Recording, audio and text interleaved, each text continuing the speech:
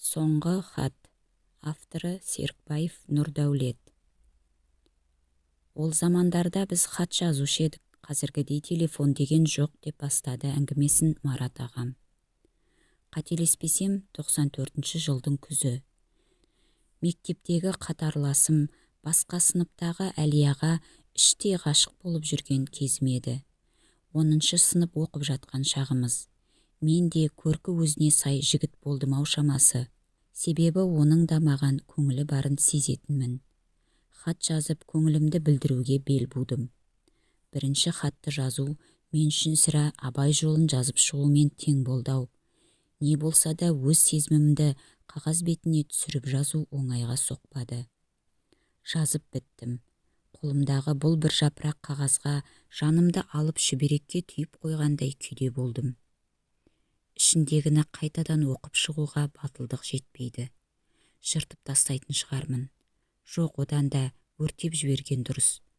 Жоқ, доғар, мен еркекпін. Істі соңына дейін жеткізу керек.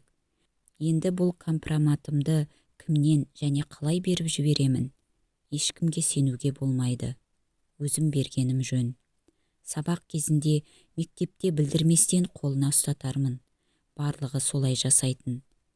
Шешілді, дәл солай жасаймын.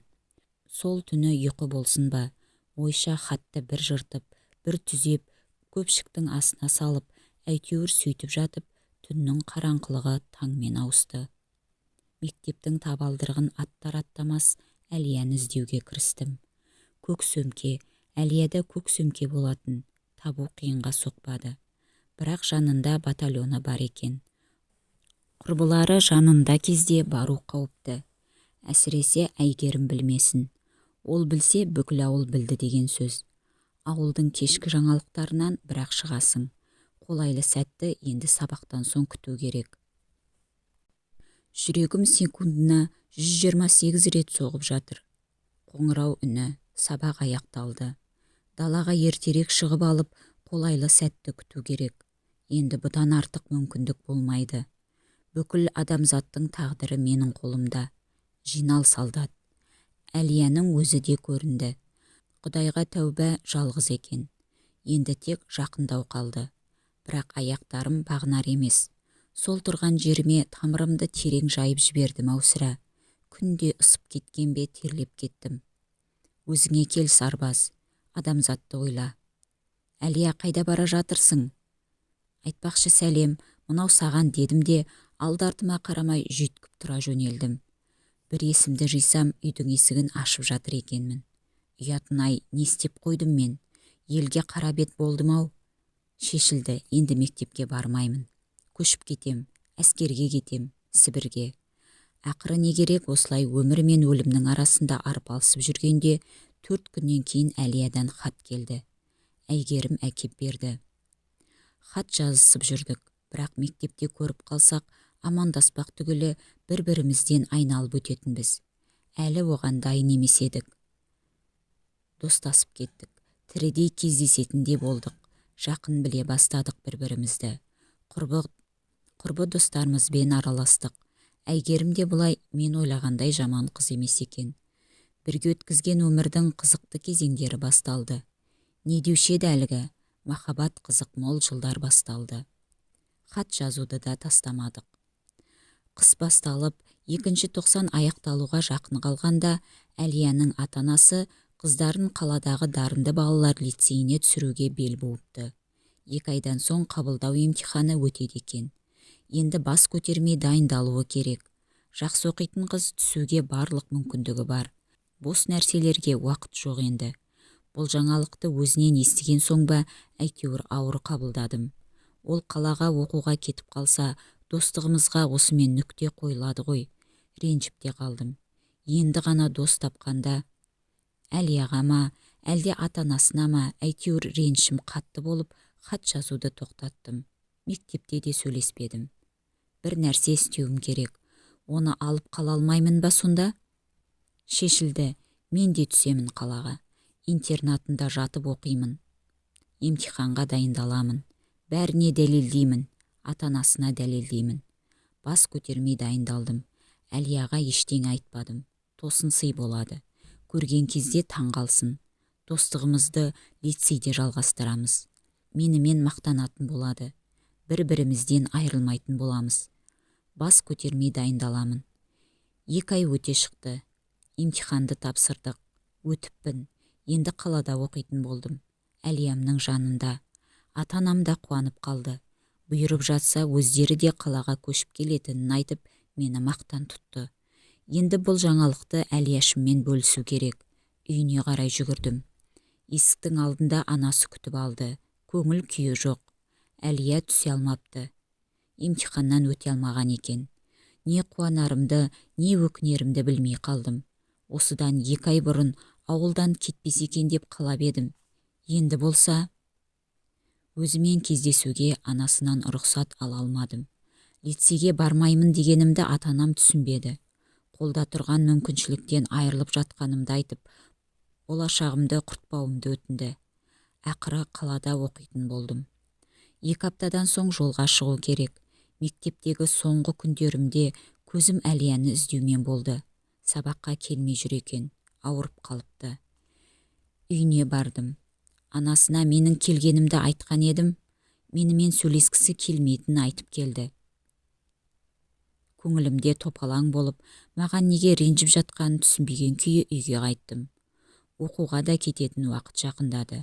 Содан соң Әлияны көрмедім. Қоштаса да алмадым. Қаладағы оқуым өз ағынымен жалғасып жатты. Хат жазып тұратынмын. Ауылдағы достарыма да.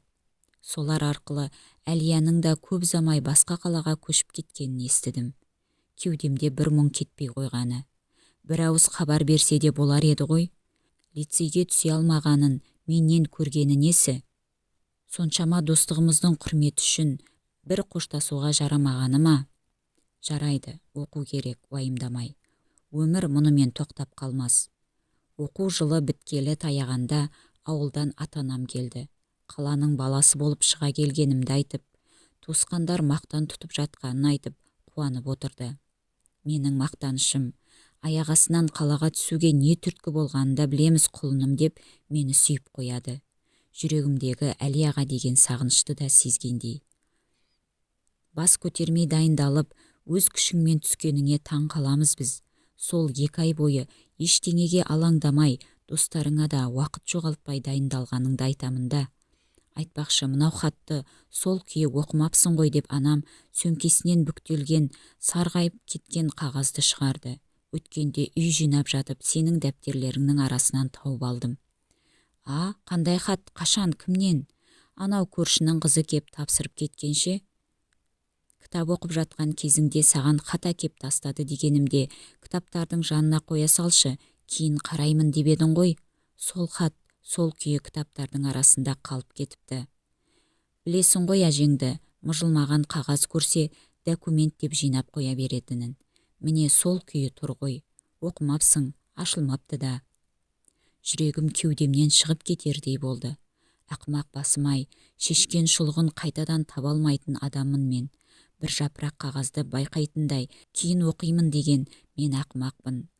Бүкіл дүниенің ауыртпалығын иығыма әкеп салғандай болды. Қағаздың түсі сарғая бастапты, бүктелген күйі тұр. Бұлай тек Әлия бүктейтін еді. Хат ашылмаған, расымен де, желімделіп сол күйі тұр. Асығыс аша бастадым. Осыншама уақыт бойы жауабын таба алмай келе жатқан сұрақтарымның жауабы осында секілді болып көрінді. Хатты аштым. Марат, қыл жағдайың қалай? Маған ренжіп жүргеніңді білемін. Бұл тек менің ата-анамның шешімі. Екеуміздің достығымыздың бұзылғанын мен де қаламаймын. Сенің сезіміңді құрметтеймін. Ұнататынымды айта алмасам да, оны сезетініңді де білемін. Менің қалада оқығым келмейді.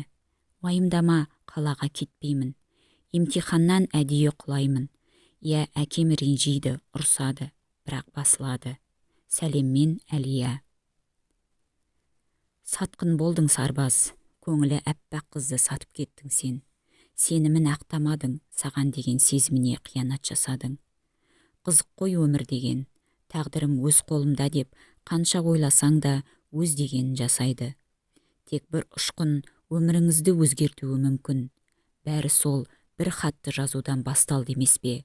Деп ағам сөзін аяқтап жатқанда, арғы бөлмеден Әлия жеңгемнің ас дайын болды деп дастарханға шақырып жатқан дауысы естілді. Құрметті Кербез арнасының тыңдармандары, жаңа аудио әңгімелерді жіберіп алмас үшін арнамызға жазылып қоңырау белгісін басып қойыңыздар.